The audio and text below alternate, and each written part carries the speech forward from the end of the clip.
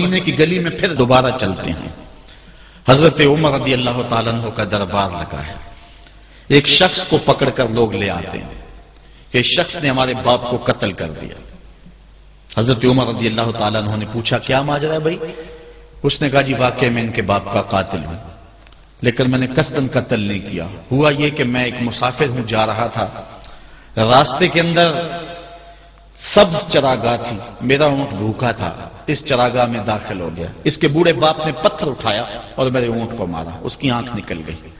مجھے بڑا غصہ آیا، میں نے وہی پتھر اٹھا کر اس کے باپ کو دے مارا، لیکن وہ ایسے ٹکانے پہ لگا کہ اس کا باپ فوراً فوت ہو گیا. میرا قصد اور ارادہ نہیں تھا، لیکن بہرحال میں اس بات کا اقراری ہوں کہ میں نے اس کے باپ کو قتل کر دیا ہے.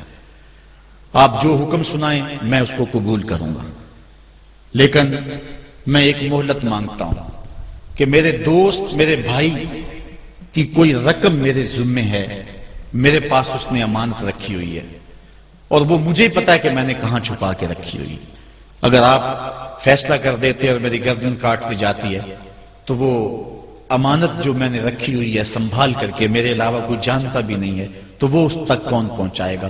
اگر آپ مجھے 3 دن کی مہلت دے دیں تو میں جا کر کے اس کی امانت اس کو واپس کر کے پھر واپس آؤں گا، پھر یہ پھندا پھانسی کا میں اپنے گلے میں ڈلوانے کے لیے تیار ہوں گا. حضرت عمر رضی اللہ تعالیٰ عنہ نے فرمایا کہ کوئی شخص تیری ضمانت دے دے تو ہم تجھے چھٹی دینے کے لیے تیار ہیں. اس نے دائیں بائیں دیکھا، پورے مدینے میں اس کا کوئی شناسہ ہی نہیں تھا، واقف ہی نہیں تھا، ایک اجنبی شخص تھا. حضرت ابو ذر غفاری کھڑے ہو گئے، کہا حضرت عمر میں اس کی ضمانت دیتا ہوں. ضمانت دے دی گئی، وہ چلا گیا. تیسرے دن وعدے کا جو وقت تھا لوگ جمع ہو گئے، دربار لگ گئے. ابھی تک آنے والا نہیں آیا. لوگوں نے کہا ابو ذر تو نے غلطی کی ہے، ایک اجنبی کی ضمانت دی اور ابھی تک وہ نہیں آیا. اور میاں صاحب فرماتے ہیں ایک بار جو پھائیں اڑ جاندے ہو پھر کدی نہ پھنس دینے. ظاہر ہے وہ چلا گیا، واپس تو نہیں پلٹ کے آئے گا، اسے پتا ہے کہ آگے سیدھی سیدھی میری موت ہے، تو تم نے یہ کیا غلطی کی. خیر آپ نے فرمایا کہ اگر وہ نہ آیا تو یہ پھانسی کا پھندا میرے گلے میں ڈال لینا، لیکن بہرحال میں نے اس کی ضمانت دی. کچھ عرصہ بیتا کہ دور سے گرد و غبار اڑتا ہوا دکھائی دیا. جب صورت واضح ہوئی تو وہی شخص تھا. حضرت عمر فاروق رضی اللہ تعالیٰ عنہ کے دربار میں کھڑا ہو کہنے لگا حضرت کسی وجہ سے تاخیر سے پہنچا ہوں، معذرت چاہتا ہوں، اب جو حکم ہے پورا کیجیے. حضرت عمر رضی اللہ تعالیٰ عنہ اس کے پھانسی کے احکامات جاری کر چکے تھے. آپ نے فرمایا کہ ابو ذر یہ بتا کہ تو نے اس کی ضمانت کیسے دی جب تو اسے جانتا نہیں تھا. تو سن حضرت ابو ذر غفاری نے کیا کہا. کہا ایک اجنبی میرے محمد کے مدینے میں پناہ مانگ رہا تھا اور اس نے چاروں سمت دیکھا اور کوئی شخص نہیں تھا جو اس کو امان دیتا اور اس کی ضمانت دیتا، تو میں نے اس لیے ضمانت دے دی کہ نہ بھی آیا تو اپنی جان چلی جائے گی. کل کو یہ تو نہیں کہے گا کہ محمد کے مدینے میں کسی نے ضمانت مانگی تھی، پورے شہر میں کوئی ضمانت دینے والا نہیں تھا.